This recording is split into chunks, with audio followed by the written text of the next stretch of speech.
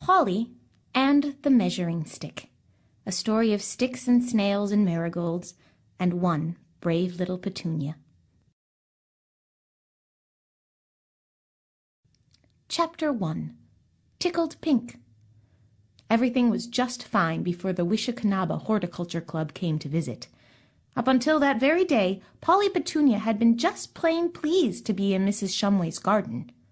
You might even say that her rose-colored petals were more of a tickled pink. In the quiet of the mornings, Polly would take a deep breath, turn her leaves up to the sun, and wait for the shimmering rays to come dancing down.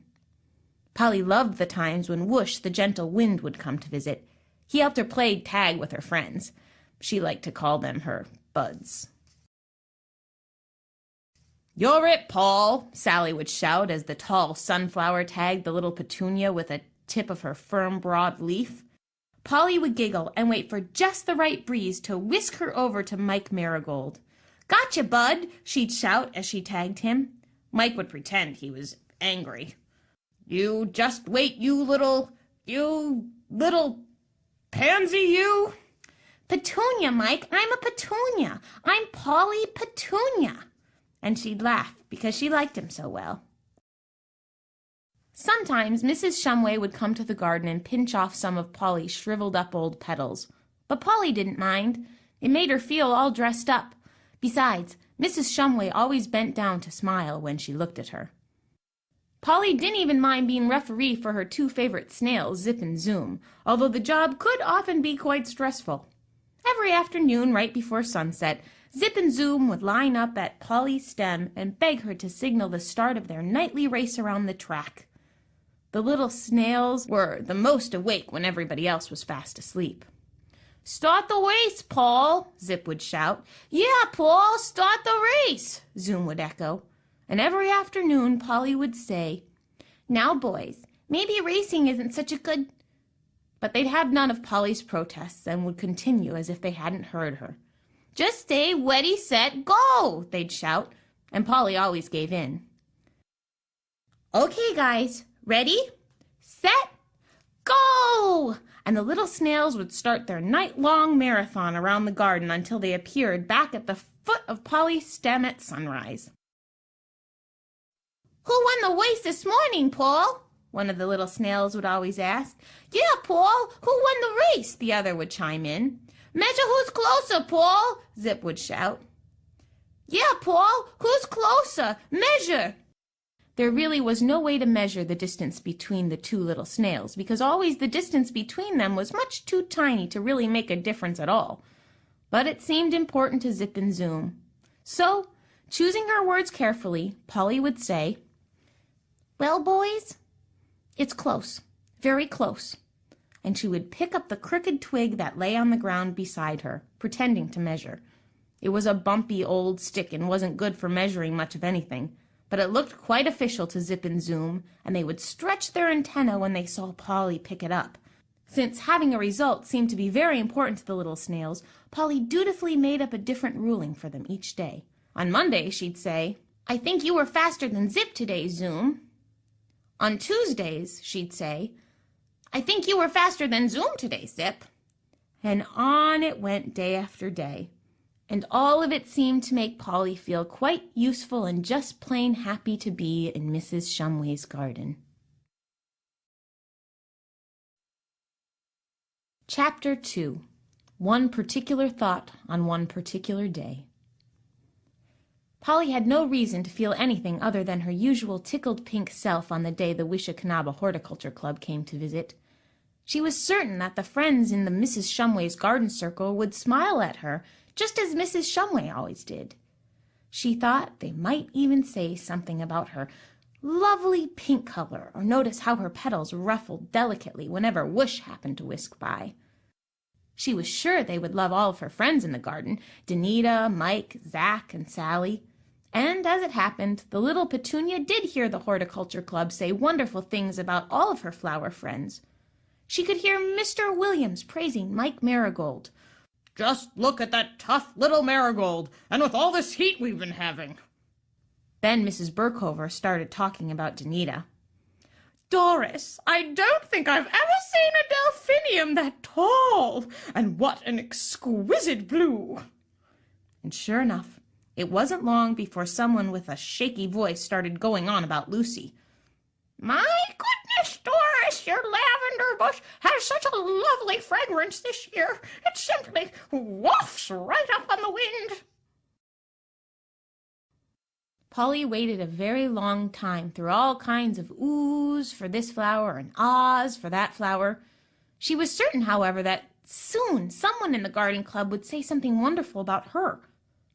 But as the thud of shoes on the ground started to fade to a low, distant rumble, Polly realized the horticulture group had left Mrs. Shumway's garden without saying one sentence, one phrase, one word about her. Not even half a word, the little Petunia sighed. And it was with that particular thought, on that particular day, that all the fun of being in Mrs. Shumway's garden stopped, and all of Polly's worries and wonderings began.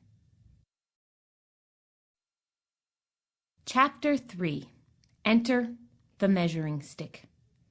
Polly now started to wonder about everything. She started to wonder if she were as dainty as Carrie Corabelle or as kind as Zachary Zinnia. She worried that she wasn't as tall as Danita Delphinium or as fragrant as Lucy Lavender. She even started to wonder if another flower might be a more careful line judge for Zip and Zoom. For more than a whole week, Polly wondered about this and worried about that. She only half-heartedly played tag with Danita and Mike, and only half-heartedly measured the daily winner of Zip and Zoom's marathons around the garden. All Polly could really think about was the one big question that bounced around in her little Petunia head. Why no one from Mrs. Shumway's Horticulture Club had smiled in her direction, or had said anything wonderful about her. Surely I must be taller or pinker or somethinger than someone in this garden, so why, she wondered, why were there no oohs and ahs for me? Polly wanted desperately to find the answer to that question. But how, she asked herself. And then, one morning, just as Polly was picking up the twig to measure Zip and Zoom as they came inching into the finish line, it came to her. "That's it!" she cried out loud. "I've got it! I can just measure to find the answer." As Zip shouted the usual, "Wave us in, Paul!" and Zoom added, "Yeah, Paul! Hooey, wave us in!" Polly leaned down, looked straight into their eager eyes, and said to them quite seriously, "Sorry, boys, not today. I have something very important that I must do." And, clenching the crooked twig in her two strong leaves, Polly turned away from the little snails and began measuring everything that old stick could reach. Chapter 4. The Frenzied Quest. First, Polly started measuring Danita Delphinium's height, and then she measured her own. Danita was taller, a lot taller. About 1,000 feet taller, Polly estimated. Polly forgot that delphiniums were made to be tall to attract butterflies and hummingbirds. Next, Polly tried to measure Carrie Corabelle's beauty, and then she tried to measure her own. "It's very hard to measure beauty," she thought, "but I think Carrie has more. About 352 times more," she guessed. The little Petunia forgot that beauty comes from simply being a good soul in the world. By nightfall, Polly was exhausted from all her measuring and calculating and fell into a restless sleep. She awoke early the next morning only to begin again. Polly measured this flower and that flower, always comparing the best of each one of them with the part she thought worst in herself. She never played tag any more, and she never had time to say even, "Hey," to Zip and Zoom.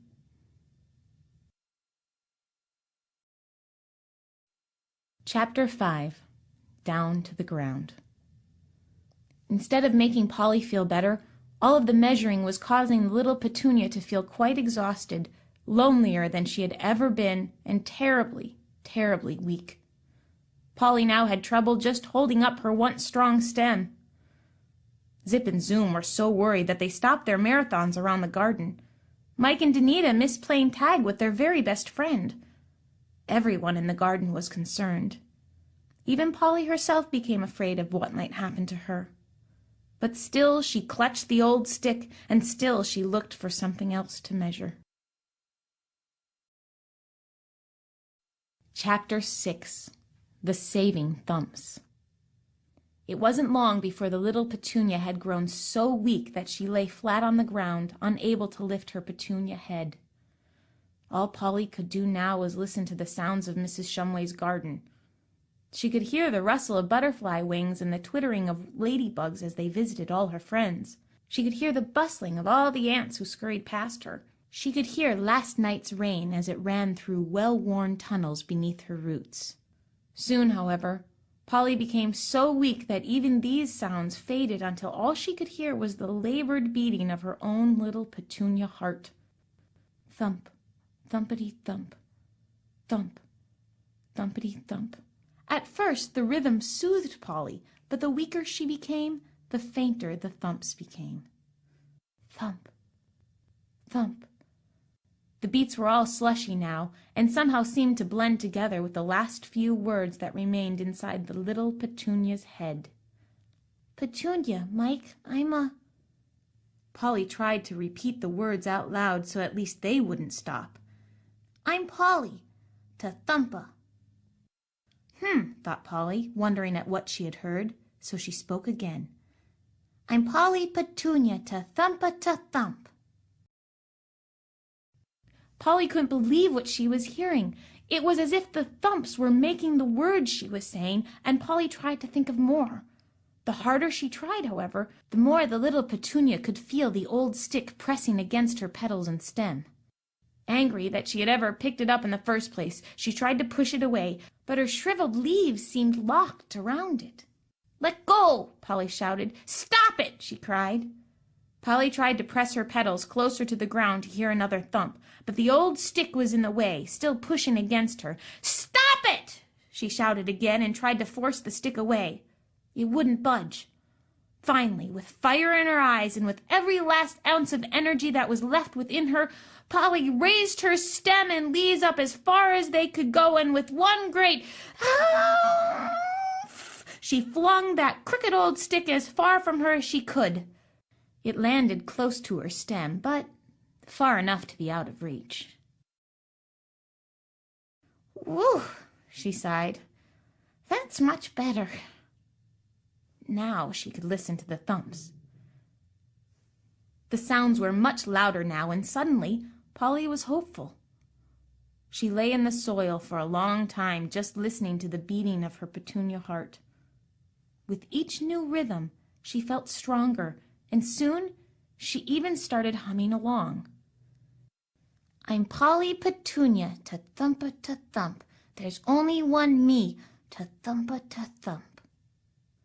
Zip and Zoom, being closest to the ground, were the first to hear their little friend. The sing-song sweetness of Polly's voice whistled through their raised antenna. Sing louder, Paul, encouraged Zip. Yeah, Paul, sing real loud, assessed Zoom. Polly cleared her little Petunia throat, and for her two favorite snails she started again. I am what I am, and I know what I know. Zip and Zoom clapped their antennae in delight. Polly glanced at the crooked old stick that lay on the ground not far away and quickly added, And I don't need to measure to see how I grow. Soon all the flowers in Mrs. Shumway's garden started to notice the singing and turned their direction towards Polly. Sing more, Paul, added Sidney.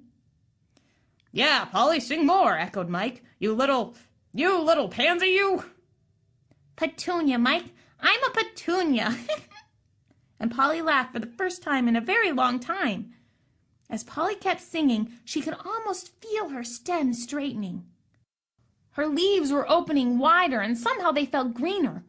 Polly sang all that day until the sun had started to set in Mrs. Shumway's garden. The next day Polly sang, and the day after that, and the day after that. And every time Polly reached to pick up the stick and start measuring, she stopped and started thinking about new words for her song. I look where I've been, and I'm proud where I am. Then I look straight ahead and just follow my plan. With each new verse, the little Petunia seemed to be stronger and to grow more. Soon she was adding more shoots and leaves and buds than she ever had before. Polly was growing all over Mrs. Shumway's garden. Zip and Zoom had trouble just keeping up. Polly's song now echoed each day throughout the garden. Soon the whole garden started singing along, each with their own words and their own rhythm. Chapter 7. The Return. And so it went throughout the whole garden. Mrs. Shumway's flowers were growing and singing and growing, higher and thicker and farther than they had ever grown before. And sure enough, there came a day when the Wishakanaba Horticulture Club returned. Stand up nice and tall, Polly whispered to all her friends.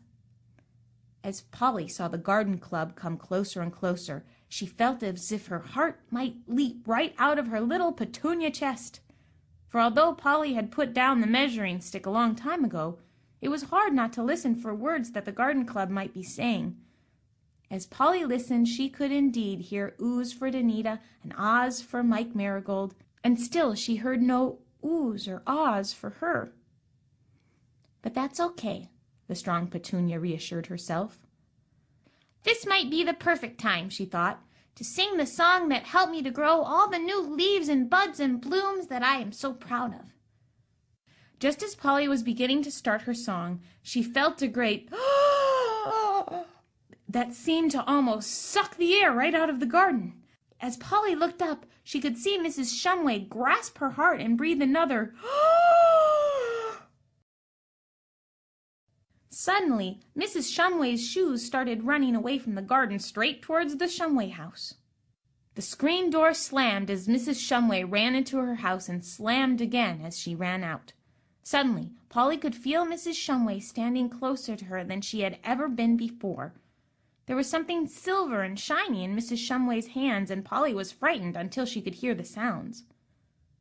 They were cute little clicks the Petunia had never heard before, and Polly saw light flashing again and again right into her own shining Petunia eyes. "She's taking your picture, Polly!" shouted Danita across the garden. "Smile!" When the clicking had stopped, Polly heard Mrs. Shumway's voice. It was very high and seemed almost out of breath. "I simply can't believe my eyes," she said.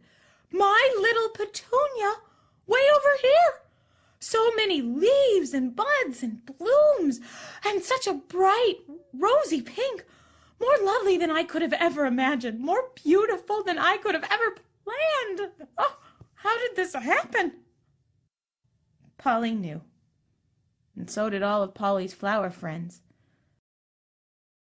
Zip and Zoom high-fived each other, and Whoosh breezed in just in time to help Mike lean over to Polly and whisper, "Nice going, you little pansy, you."